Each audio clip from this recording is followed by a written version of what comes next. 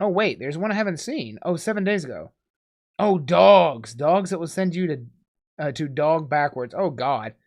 I got more time. Why not? Let's go ahead and watch that one, too.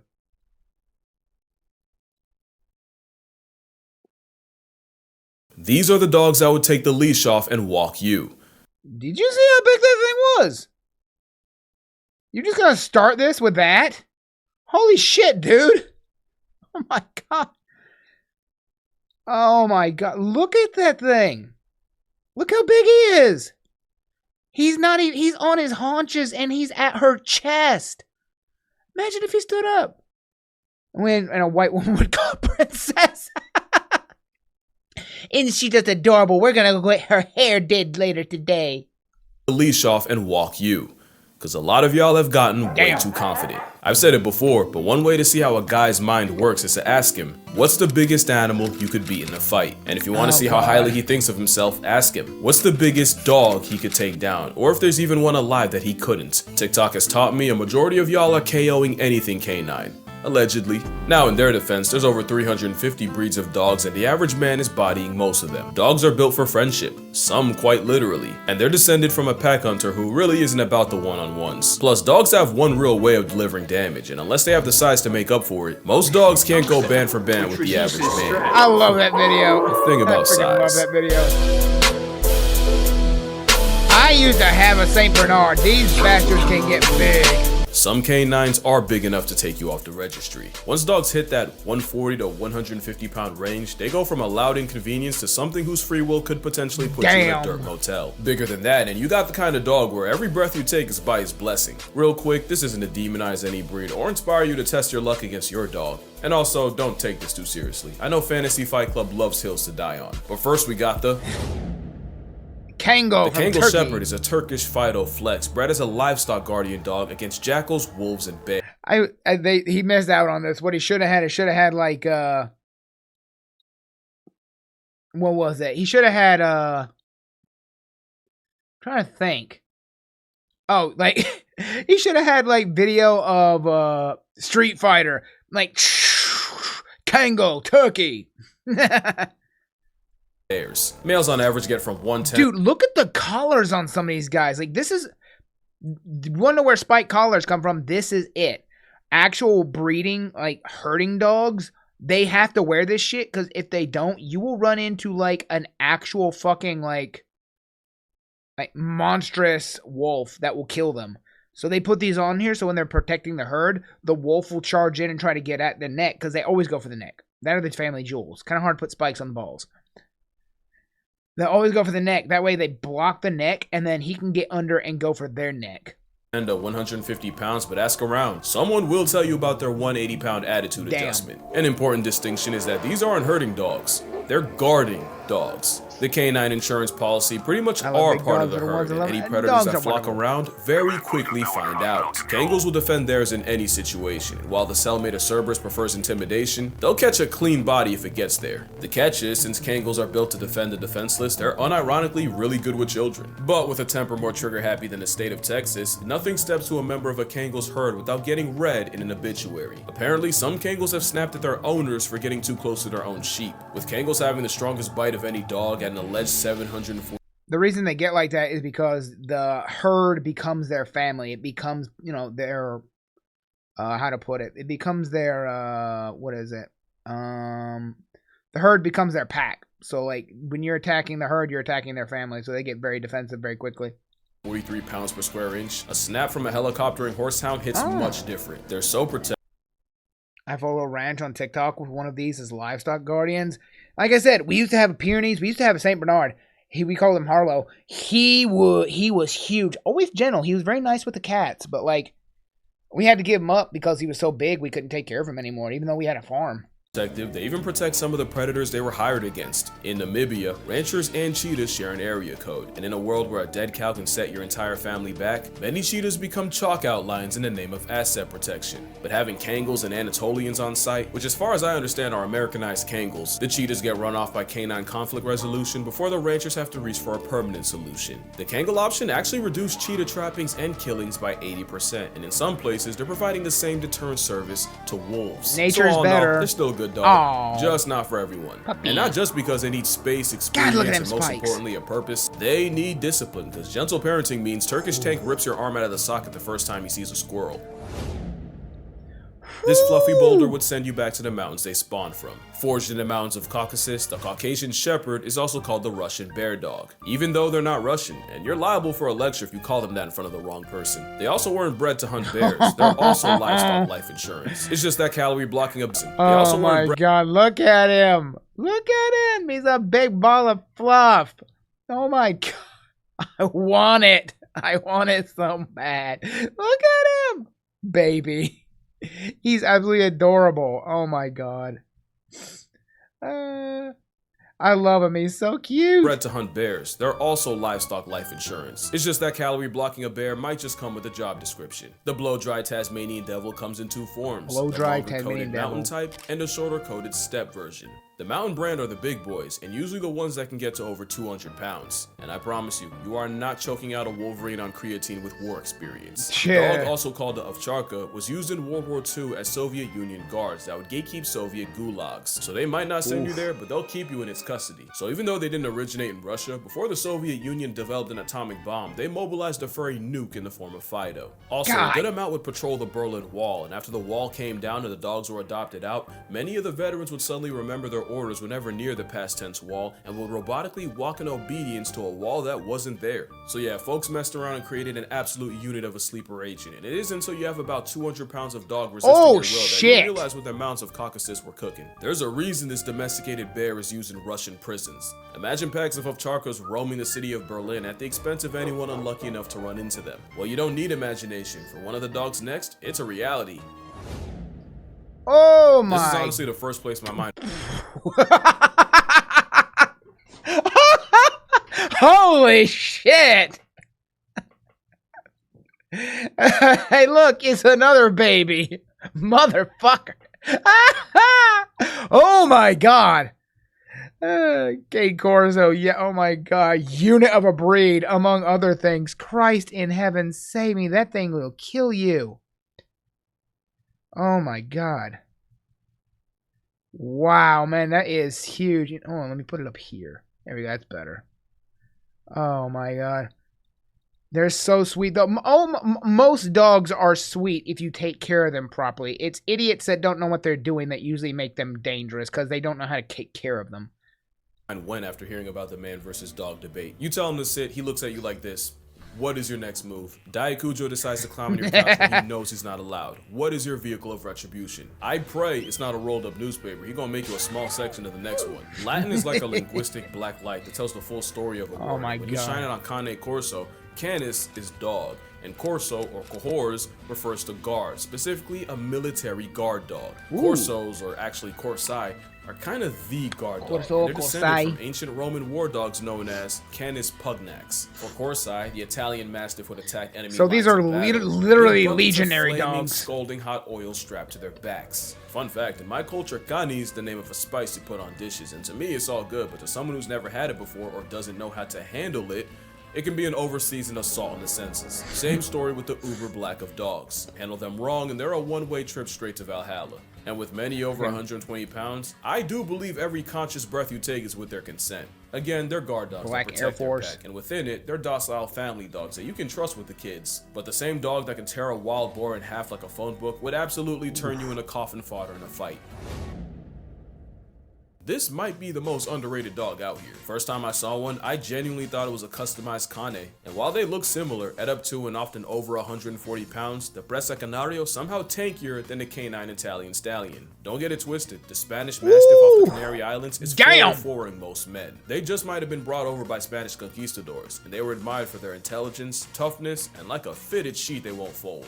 But they were also bred specifically to exterminate wild or stray dogs. And that's something I'm gonna touch on later, because LGDs are whoa.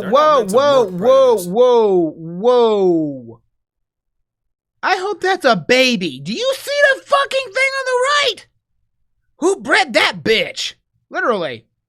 just discourage them. They bred the Presa Canario to erase other dogs. That's basically a canine assassin. The hired gun was also a reoccurring character in dogfighting rings, even after it was criminalized. Disgusting. Because of this, the pride of the Canary Islands almost went extinct in the 60s. Luckily, a breed society, Club Español de Presa Canario, was formed, and they came up with a breed standard. The standard was approved in '89, and the Presa Canario was recognized as the official dog of the Canary Islands. The goal was to help the Presa make a comeback, and today they're still going strong. They have a lifespan that can last over a decade, we'll see. despite all the nerfs that come with being a big dog. Which means we're talking about the dog that has fought its own kind, its own biology, and literal extinction. Not the type I want to start problems with. Now let the record show that the muscle of canary is the equivalent of a canine wet wipe around family. But any burglar is getting blacklisted from the census.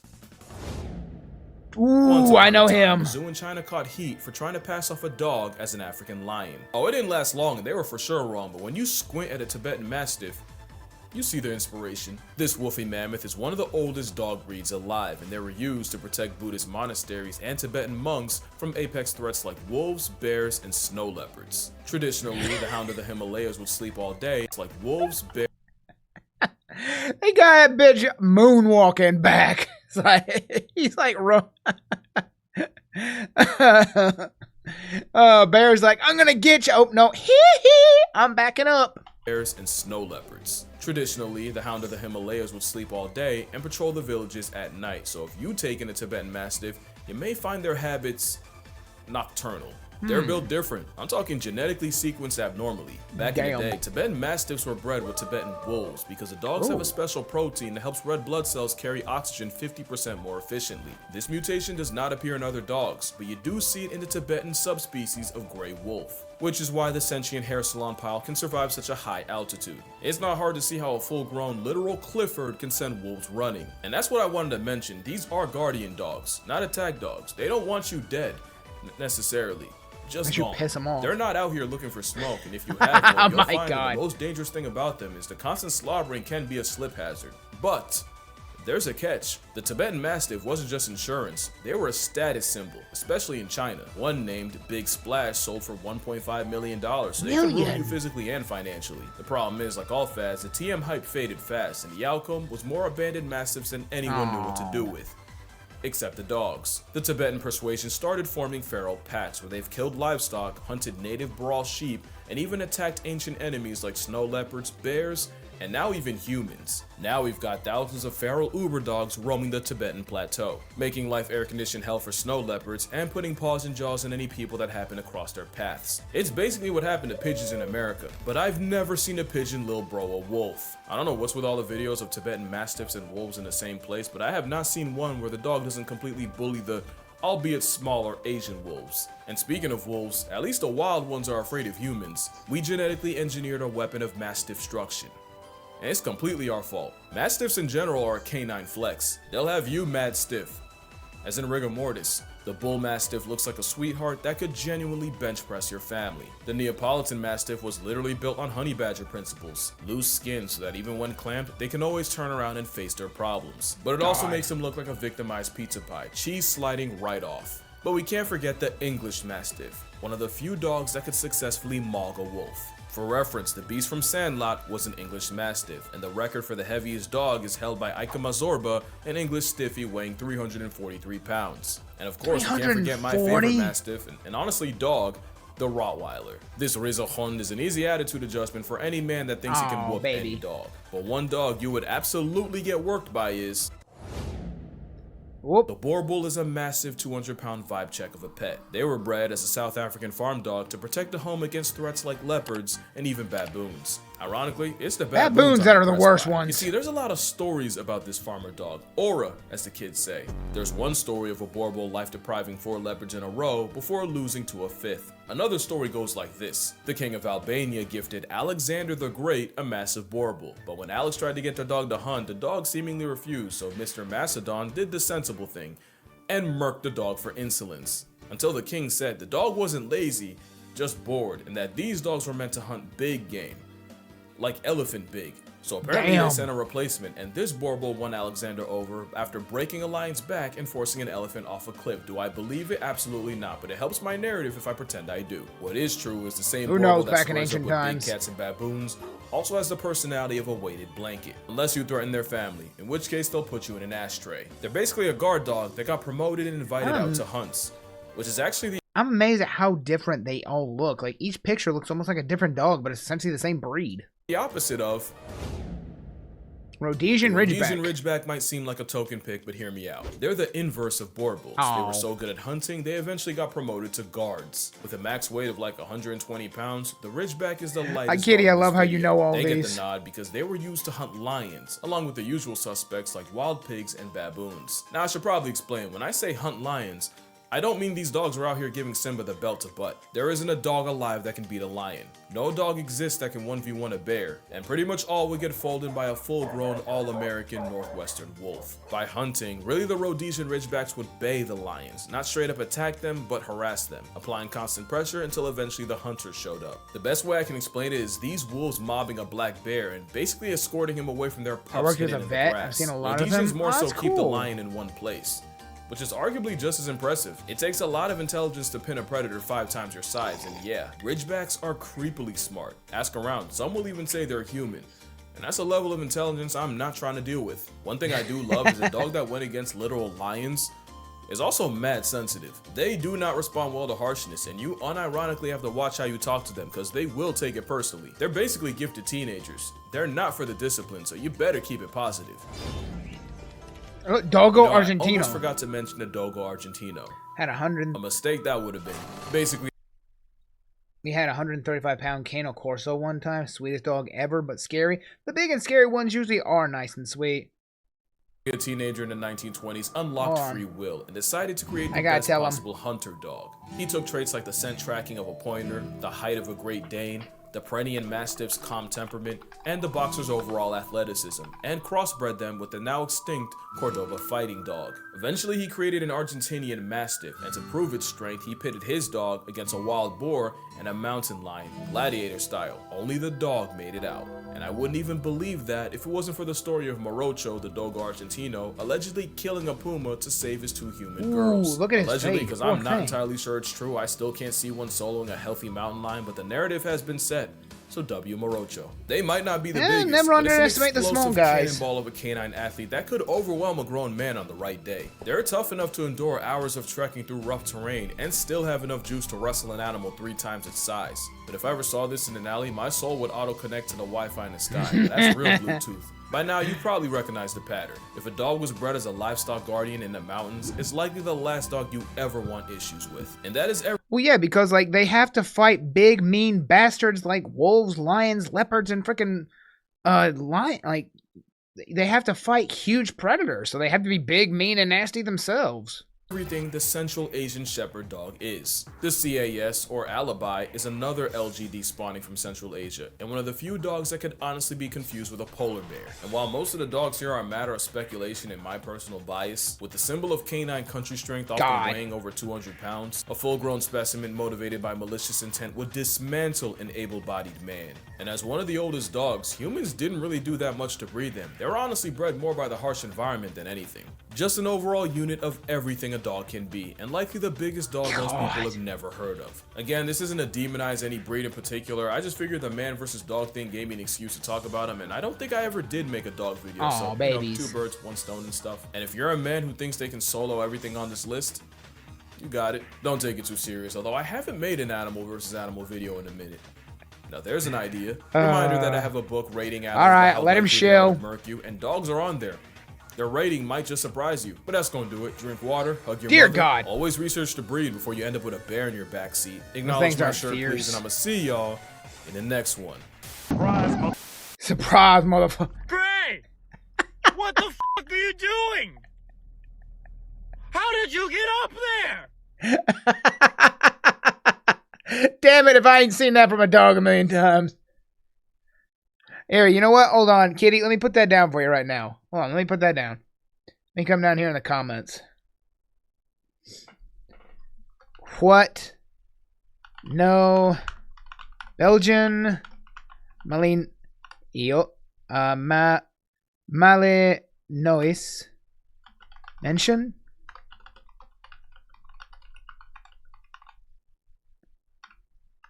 Those things are fierce.